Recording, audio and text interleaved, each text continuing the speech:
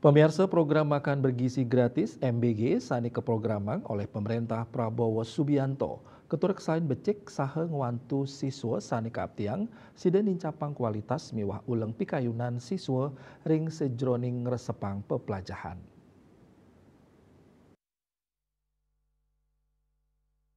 Manut Siletunggil Siswa Bayu Rangga, program makan bergizi gratis MBG puniki kabuatang antuk laksanayang ngelantur saha mangdes hideun incapang ulang pikayunan siswa ring sajoning ngeresepang pepelajahan.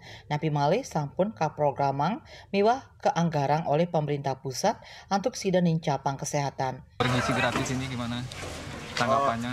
Tanggapan saya sih langsung karena banget ya. Yang pertama saya ingin mengucapkan terima kasih kepada Bapak Yayasan dan Ibu Bapak Yayasan yang sudah memberikan kami makan gratis, dan menunya juga cukup enak, sangat bergizi. Dan harapan saya ke depannya untuk yayasan dan sekolah semoga program ini bisa lancar, apalagi ada program pemerintah juga.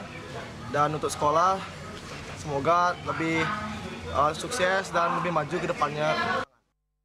Program makan bergizi gratis keaptiang sida nincapang gizi siswa turmaning ngicenin output siswa cerdas pina ke tulang punggung pembangunan bangsa.